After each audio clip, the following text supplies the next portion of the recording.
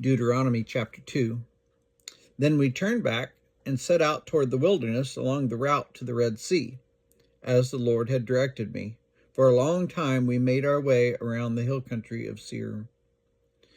Then the Lord said to me, "You have made your way around this hill country long enough. Now turn north. Give the people these orders. You are about to pass through the territory of your relatives, the descendants of Esau who live in Seir. They will be afraid of you, but be very careful. Do not provoke them to war, for I will not give you any of their land, not even enough to put your foot on. I have given Esau the hill country of Seir as his own. You are to pay them in silver for the food you eat and the water you drink. The Lord your God has blessed you in all the work of your hands. He has watched over your journey through this vast wilderness. These 40 years the Lord your God has been with you, and you have not lacked anything." So we went on past our relatives, the descendants of Esau, who lived in Seir. We turned from the Arabah road, which comes up from Elath and Ezion-Geber, and traveled along the desert road of Moab. Then the Lord said to me, "Do not harass the Moabites or provoke them to war, for I will not give you any part of their land. I have given Ar to the descendants of Lot as a possession."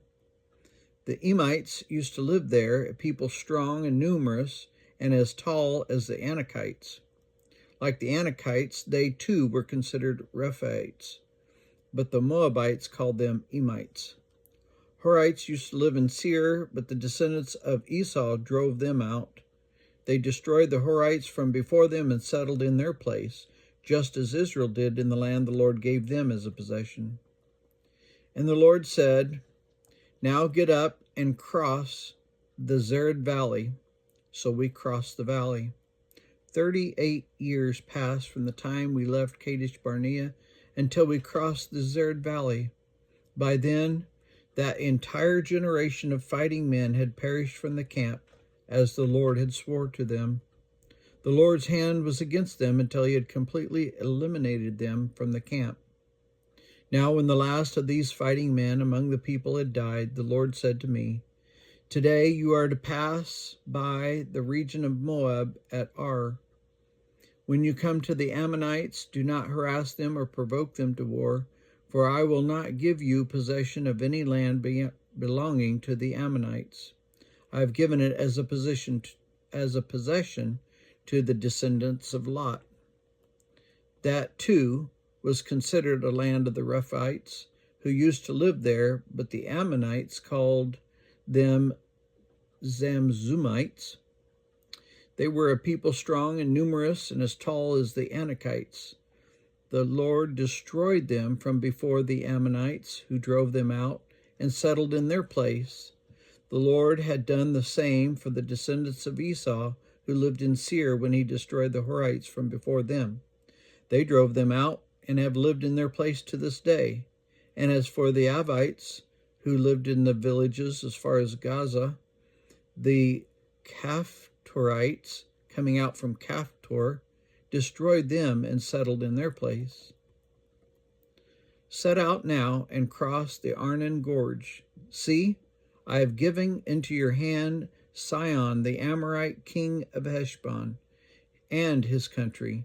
Begin to take possession of it and engage him in battle. This very day I will begin to put the terror and fear of you on all the nations under heaven. They will hear reports of you and will tremble and will be in anguish because of you.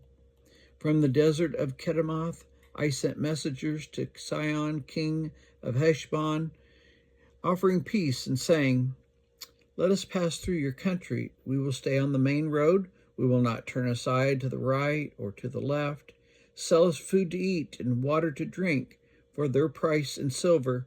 Only let us pass through on foot, as the descendants of Esau who lived in Seir and the Moabites who lived in Ar did for us, until we cross the Jordan into the land the Lord our God is giving us." But Sihon, king of Heshbon, refused to let us pass through. For the Lord your God has made his spirit stubborn, and his heart obstinate, in order to give him into your hands, as he has now done. The Lord said to me, See, I have begun to deliver Sihon and his country over to you. Now begin to conquer and possess his land. When Sihon and all his army came out to meet us in battle at Jahaz, the Lord our God delivered him over to us, and we struck him down, together with his sons and his whole army. At that time we took all his towns and completely destroyed them, men, women, and children. We left no survivors, but the livestock and the plunder from the towns we had captured and we carried off for ourselves. From Auror on the rim of the Arnon Gorge, and from the town in the gorge, even as far as Gilead, not one town was too strong for us. The Lord our God gave us all of them. But in accordance with the command of the Lord our God, you did not encroach on any of the land of the Ammonites, neither the land along the course of the Jabbok, nor that around the towns in the hills.